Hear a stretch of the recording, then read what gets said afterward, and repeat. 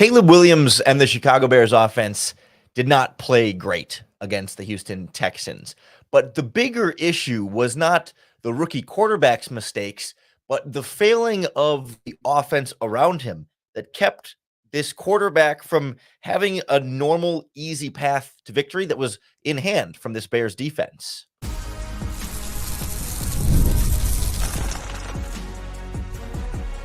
You are Locked On Bears, your daily Chicago Bears podcast. Part of the Locked On Podcast Network, your team every day. This is Locked On Bears, and I'm your host, Lauren Cox. I'm here to bring you your daily, in-depth Chicago Bears news and analysis. You can follow me on Twitter at CoxSports1, and you can follow the podcast at Locked On Bears on TikTok, Instagram, Facebook, Twitter, and the Locked On Bears YouTube channel, where you can keep up with all of our video podcasts as well. Thanks for making Locked On Bears your first listen today. We're part of the Locked On Podcast Network, your team every day. Today's episode is brought to you by Gametime. Download the Gametime app, create an account, and use our promo code LOCKEDONNFL for $20 off your first purchase. On the show today, we look back and live react to this Bears loss to the Houston Texans, where the defense played great, but one unit playing great is not enough to beat a really good playoff team like the Houston Texans. And while Caleb Williams certainly struggled, so did the rest of the Bears offense. And that to me is the bigger concern here, that, yeah, okay, we knew Caleb's a rookie. We've got plenty of time to be patient with Caleb and anticipate that you're going to see some interceptions and maybe bad decisions here and there. But the rest of the offense was supposed to be ready now, ready today, veteran, experienced, loaded up on talent and dialed in to support that rookie quarterback. And they have not been able to do so much at all now through 2 games. And that's just not going to beat teams like the Houston Texans. It's enough to beat a team like the Titans when you get a pick 6 and a special teams touchdown in there as well. But the Bears against the Texans needed a lot more from, yes, Caleb Williams, but everyone else especially, because I think the biggest story from this game, once again, is the offensive line more than anything else. Caleb Williams is sacked 7 times in this game. The quick next-gen stats had 36 pressures for Texans pass rushers getting after the quarterback, and it wasn't always overload blitzes. Sometimes it was overload blitzes, and that's a part of this story for the Bears defense, or for the Bears offensive line.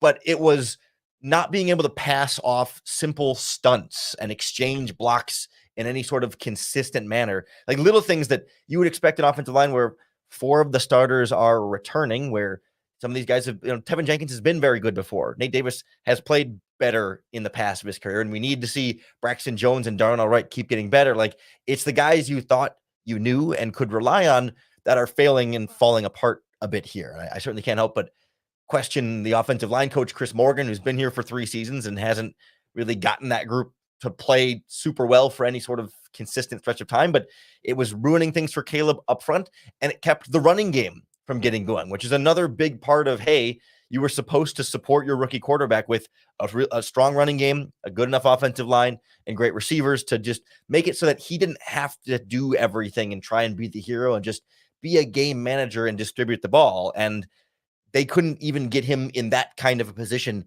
in this game. Because overall, like, the Bears, they didn't run the ball particularly well. Neither did Houston.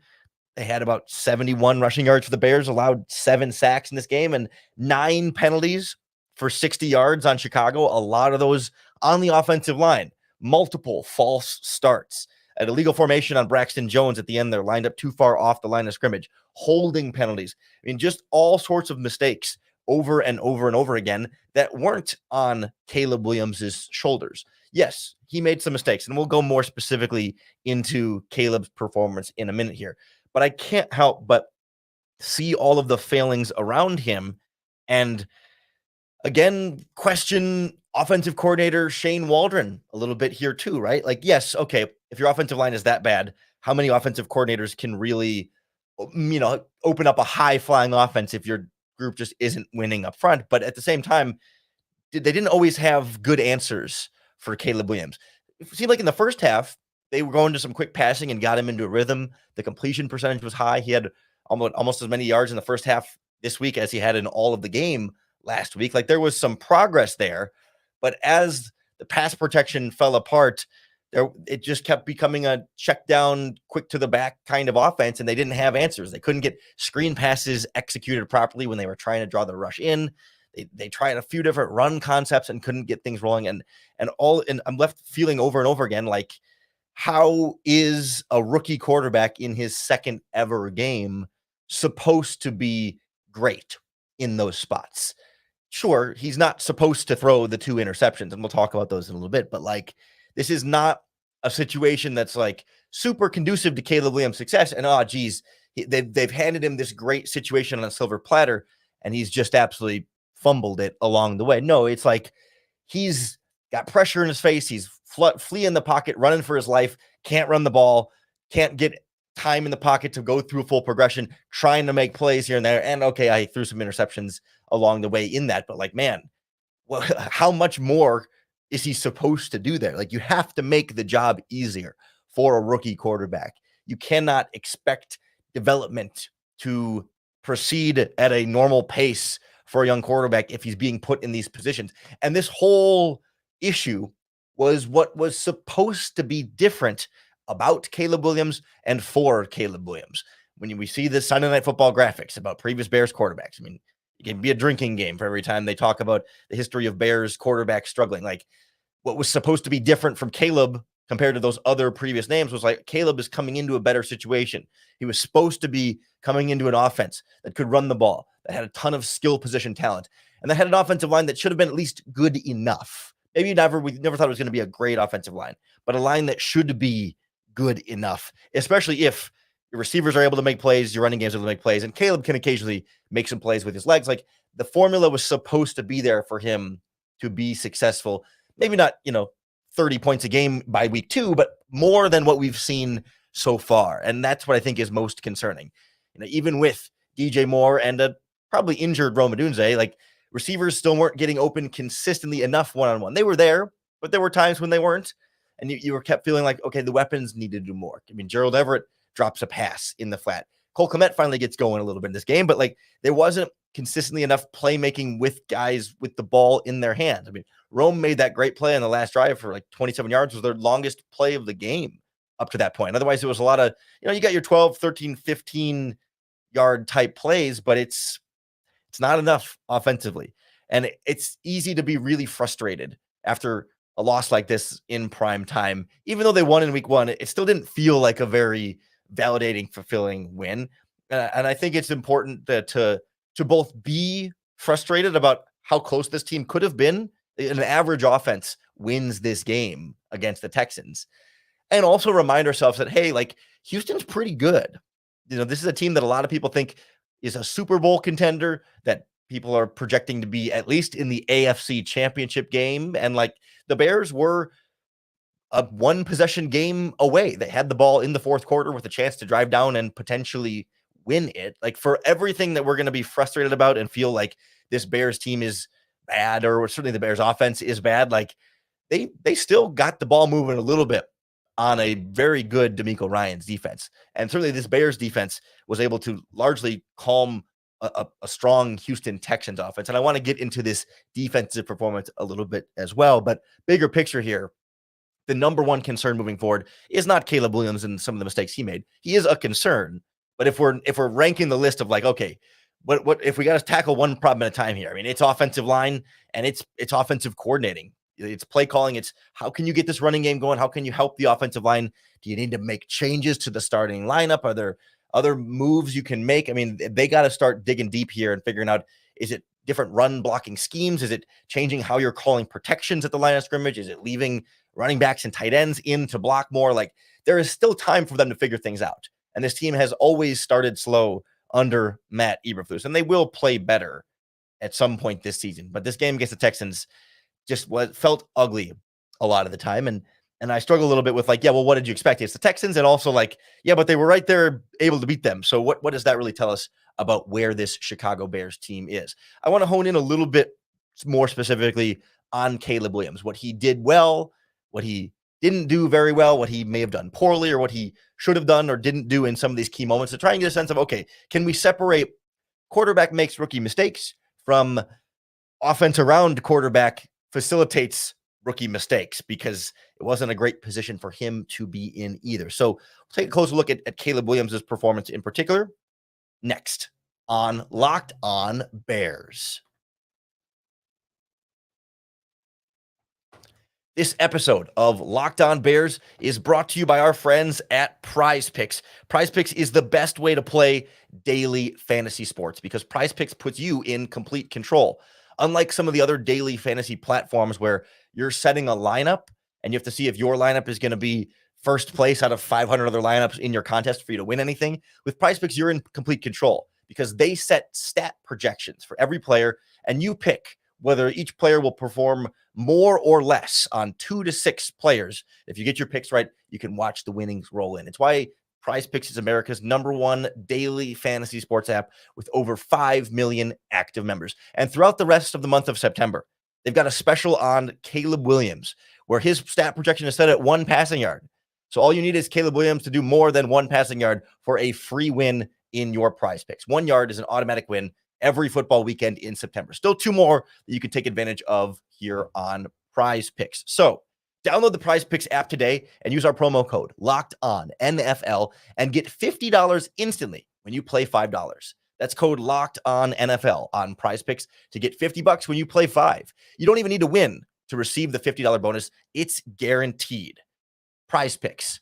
Run your game. The Locked On Bears podcast is also brought to you by DoorDash. DoorDash has your delivery food covered. I actually used DoorDash during this Bears Texans game. I ordered some Chinese food from my favorite place in town.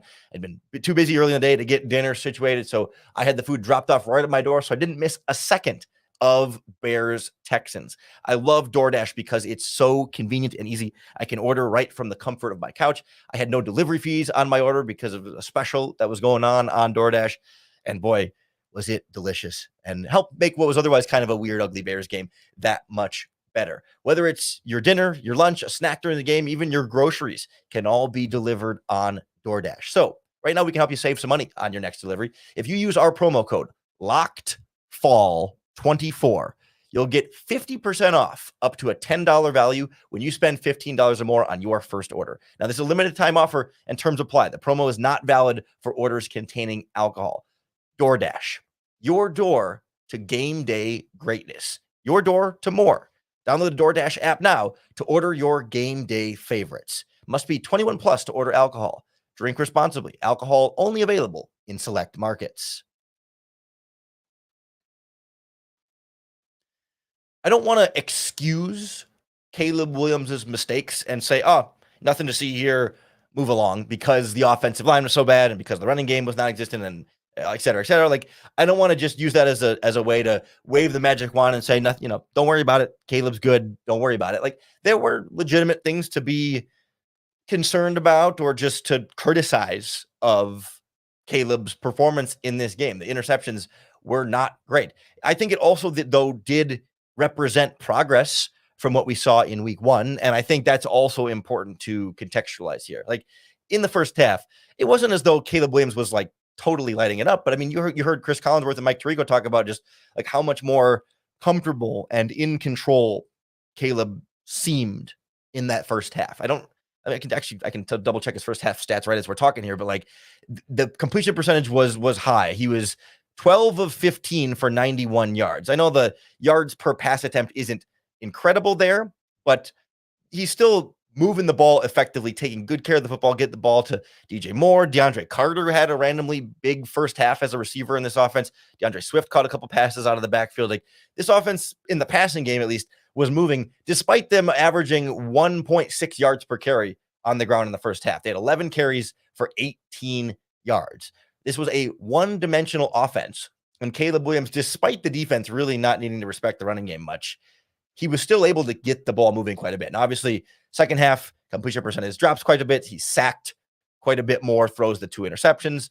And both of those plays to me were plays where he just missed it, right? Like, I don't think, once again, for the second straight week, it wasn't like, wow, what a terrible decision. Why did he decide that would be where he should attempt a pass? I thought on both interceptions, it was more about ball placement that I think he underthrew both passes there, where especially on the second one, like DJ Moore was open and then had to slow down for it. And that's when it went right into the cornerback's hands. Like in both opportunities, he's trying to put the ball up to his receiver to make a play, right? It wasn't like Caleb is reading the field and throws it and doesn't even see the defender, right? The defender just jumps it, steps in front and takes off. Or, the kind of play where you grab your head and you're like, what was he thinking? Where was he going with that ball? Why would you even attempt that? These were, he's open. Like it was the right idea and then the wrong pass. And to me, that feels like some timing issues there. That seems like it's Caleb still trying to dial in what he can and can't get away with at the NFL level. But I think those were passes that if Caleb could throw that exact same, like if he could do that exact same play again, he could throw to the exact same receiver at the exact same time, but throw a different ball and have a completion instead of an interception, right? It wasn't one of those passes that was doomed the moment it left his hand. It was one of those passes that he missed and was inaccurate, but not making an overall poor decision on those passes. And I think that's a really significant difference here, right? Like I think there were times in the past with previous Bears quarterbacks where it's just didn't read the defense, or he was so late on his throw that like it never stood a chance of getting in there. And you're kind of like, whoa, like that was a bad idea from that quarterback. But Caleb doesn't have a lot of those like, oh, that was a bad idea type of passes. Like through the first two games, it's just been, he missed that one. And you would expect Caleb Williams to hit that one based on what we've seen from him in college. And it's why I think we can expect him to still be able to hit those ones, in the future. Like it feels more like what a rookie mistake looks like, a learning opportunity, like something where it's just like, you can see it and go, oh, he'll get it. It's not like, oh, wow, he's got a long way to go before he's going to figure that one out. It's like, no, he just needed to put more air on that pass. And he's still getting on the same page with how fast his receiver is going to go vertically versus horizontally and trying to dial in the exact downfield accuracy on some of those throws. So to me, it wasn't the kind of catastrophic decision-making that really, really makes you worried in there. You can be worried that like, hey, wait a minute, we weren't expecting him to miss throws like this. He's always been a very accurate quarterback. I mean, even some of the easy underneath ones, sometimes he was still missing and rushing a little bit. But we saw that, I think, even more against Tennessee. And I think the general inaccuracy seemed at least marginally better in this game, if not noticeably better in this game. The thing I came away most concerned, even more so than the interceptions from Caleb Williams, was the hits he took. I think he took a few sacks that he shouldn't have taken. He took a few quarterback hits after throws, where if he just got rid of it a little bit earlier, maybe he could have avoided a hit. And there were a couple of scrambles, especially one, I think it was in the first half, when he lowered the shoulder and went head first, when he was already clearly past the first down marker. And it's just like, Caleb, like we did the whole slip and slide thing. And they talked about it in the fourth quarter. He slid nicely on a big scramble, but like you don't got to lower the shoulder. He took hits on the sideline when he ran out of bounds. Like maybe it's just because we just saw Tua Tagovailoa lean head first, and he's obviously got injury history and it's not a one-to-one comparison, but the mental image in our heads of Tua going head first, and people are, is he going to keep playing football kind of questions for Tua. Like every time Caleb took one of those hits, and especially when he went kind of leaned forward and tried to truck at the end of that scramble in the first half, it's just like, come on, Caleb. Like the interceptions are one thing, but like the repeated hits are the things that can cause an injury, that can cause you to shy away from contact, and cause you to leave the pocket early, feel ghosts in the pocket. Like when we think about what quote unquote ruins a young quarterback or a rookie quarterback, right? It's the hits. Like Peyton Manning threw a bunch of interceptions as a rookie. Like quarterbacks throw interceptions their rookie season, and usually the interceptions they throw as a rookie are much more than the interceptions they'll throw later in their career. That's fine. And again, wasn't even really a decision-making issue, but the hits, those add up. And maybe they don't hurt him in this game, but when you're sacked 7 times and hit plenty more, you start to add up those numbers. If he gets to 40 after a few weeks, or 50 hits and 60 hits, like eventually the body wears down just from sort of the cumulative impacts that he has. And I hated to see the number of those. Like some sacks are just going to be unavoidable. You're going to take hits in some games, but the avoidable contact that Caleb took was the most concerning part of this for me. then the interceptions and some of the inaccurate passes. But again, it doesn't feel like a decision-making issue, and it feels like some of the rookie mistakes Caleb Williams made were so well exacerbated by the offensive line issues, the lack of running game, and the lack of overall offensive identity and answers that they got from a game plan and play calling standpoint up front. So a lot to clean up offensively before this team can really start playing quality football. The good news is the defense is right there. Mid-season form, playoff caliber defense. They're playing great. And this game had everything from this Bears defense, except for a defensive touchdown, I guess, but you can't count on those every single week. But I think it's important that as much as we're going to consternate and wring our hands about all the Bears' offensive struggles this week, and for good reason, that's the big story that's most important to this team, let's make sure we're also giving this Bears defense the proper credit and celebrating what was a really strong game, holding CJ Stroud and the Texans to just 19 points and really only was that 2 field goals in the second half. Like, they're dialed in and they're playing some good football, and we got to give them some credit as well. So we'll look at some of the good things the Bears did defensively that they can keep building on moving forward next on Locked On Bears. This episode of Locked On Bears is brought to you by our friends at Gametime. Gametime is the best way to get tickets for all of your favorite live events. I have the Gametime app on my phone, and I use it all the time. I'm actually getting tickets to see Teddy Swims in concert, and I just was looking at my seat options on Gametime, pulled the trigger, because with Gametime, I can see my view from the seat, a full panoramic view of the seat for the tickets that you're buying. So you know exactly what you're getting with your ticket purchase, and you also know exactly how much you're paying with your purchase, because Gametime has all-in pricing. So there aren't any of those added fees that get thrown on at the end of the checkout process that make your tickets cost way more than you thought they would. So whether it's concerts, you can use tickets to go see the Bears play at home or on the road, comedy shows, theater events. I mean, you name it, live entertainment in your area. If you need tickets, you got to check out Gametime. Take the guesswork out of buying tickets. Download the Gametime app, create an account, and use our promo code LOCKEDONNFL for $20 off your first purchase. Terms apply. Again, create an account and redeem our code LOCKEDONNFL for $20 off. Download Gametime today. What time is it? Gametime. This Bears defense came to play, even if the offense didn't necessarily hold up its end of the bargain there. This defense absolutely did, and especially coming down the stretch in the fourth quarter. The only reason the Bears were still in this game down to the very end was because of this defense.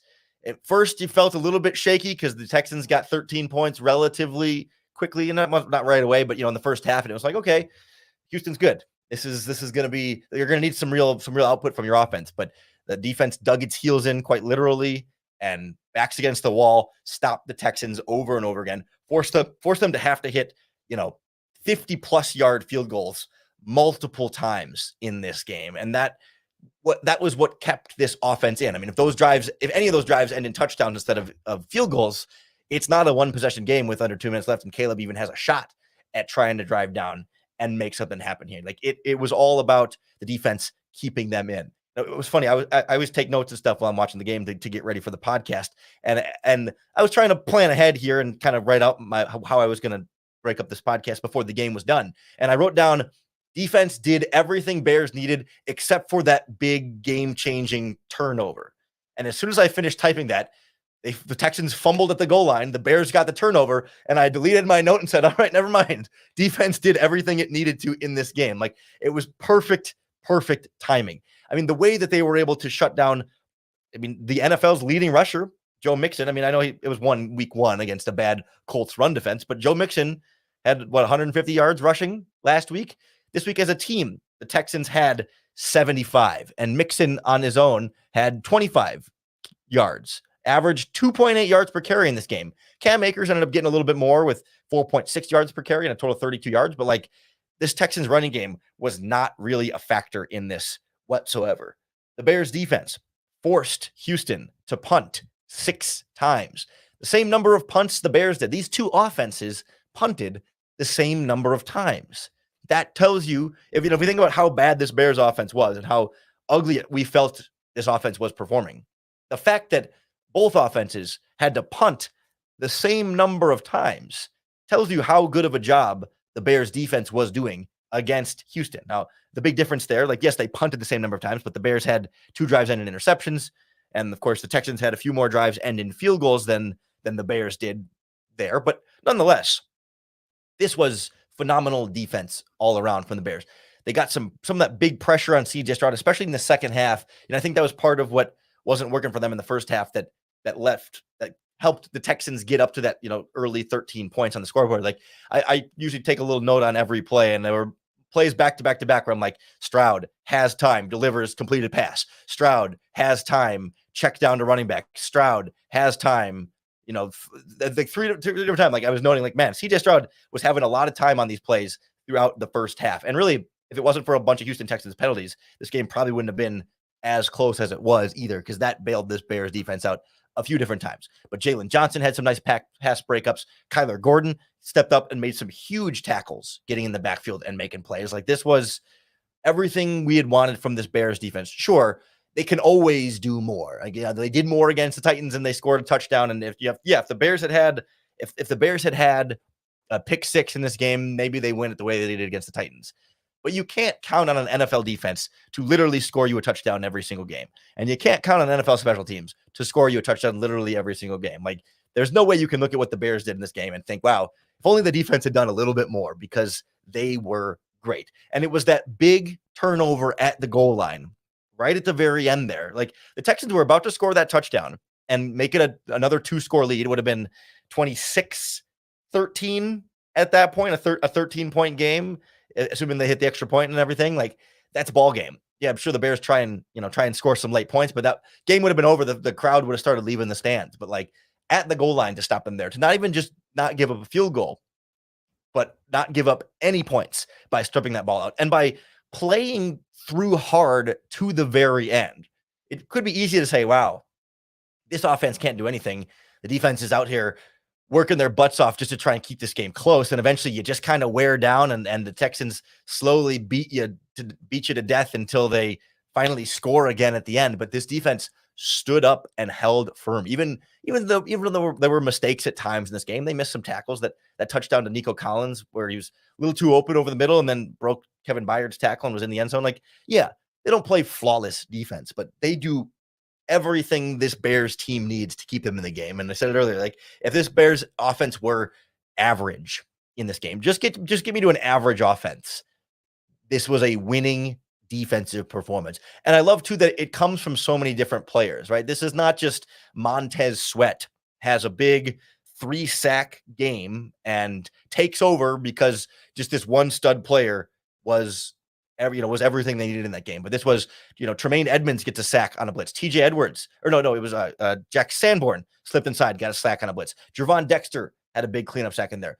And then Sweat's getting pressure. Darrell Taylor's getting pressure. Andrew Billings, even Zach Pickens was getting pressure up on the quarterback. And then Jalen Johnson playing tight coverage. Kyler Gordon making big tackles. I mean, it's a team defense. It's not just one star carrying the way or one or two players making all the big plays. It was everyone being everywhere they needed to be the vast majority of the time, taking away a lot of what the Texans wanted to do. And yeah, Nico Collins has his 8 catches for 135 yards and a score, but like, the Texans don't look at this game saying, oh, we scored 19 points. Job well done. Like, they scraped by to beat a Bears team that couldn't do very much at all on offense. So I don't think there's much reason to be concerned about this Bears defense for any reason moving forward. It's all about what can this offense figure out? What can this offensive line get together and do? And I think the good news for the offense is that they get the Indianapolis Colts next week. Because I watched Packers Colts today, where the Packers ran the ball 50 times. 50 times on the Indianapolis Colts run defense that gave up 150 yards to Joe Mixon, and it gave up a crap ton of yards to the Packers running game. Like, yes, the Bears have not been able to run the ball for 2 games to start this season. If they can't run the ball on the Colts next week, you got to fire somebody at that point, right? I mean, the Bears get to face the worst run defense in football next week. So that should be just what the doctor ordered up to this point. And then maybe next week, if Swift in the running game can get going, you can work some play action off of that. It can take some pressure off of the offensive line. They can settle in. Caleb can settle in a little bit, not have to do too much or scramble too much or try and force these throws downfield. The defense can do its job. And maybe you can have a more well-rounded team win and team performance against the Indianapolis Colts. A lot of time between now and then. We'll see, getting a healthy Keenan Allen back could be a big difference there. You got to see how things go this week. And, of course, you can't overlook the Colts. They've been right in both of their losses so far this season to the Texans and now the Green Bay Packers. But we'll have plenty of time to look ahead to the Colts. We'll have a crossover Thursday podcast with Jake Arthur from Locked On Colts later this week. I still want to go through this Bears-Texans all-22 film and figure out what's really going on with this Bears offensive line. Is it one or two guys that are just messing up? Is it communication across the board? Is it a bunch of different things? And try and find some solutions to the running game, to the offensive line, to the offense in general. That's what I want to dive in deep on the film this week and break it down for you right here on the Locked On Bears podcast. So make sure you hit the subscribe button on YouTube or wherever you listen to the podcast, because that's going to be the best way to keep up with all of our daily, in-depth Chicago Bears news and analysis. Thanks for making Locked On Bears your first listen today. We're part of the Locked On Podcast Network, your team every day. If you're looking for your second listen today, check out Locked On NFL, wherever you find your podcasts or on YouTube, because they're talking Bears-Texans right now. They're recording Locked On NFL. I know that for a fact. We just texted with the host over there. They're recording Bears Locked On NFL right now, talking about Bears-Texans. And then on tomorrow's Locked On NFL, on Tuesday with Tyler Rowland, I will be co-hosting. And we'll break down Monday Night Football and all the other biggest NFL storylines coming out of the weekend. So more football talk on Locked On NFL here on the Locked On Podcast Network, your team every day. Then come on back to make Locked On Bears your first listen once again. And of course, in exchange, I'll always make time for you to bear down.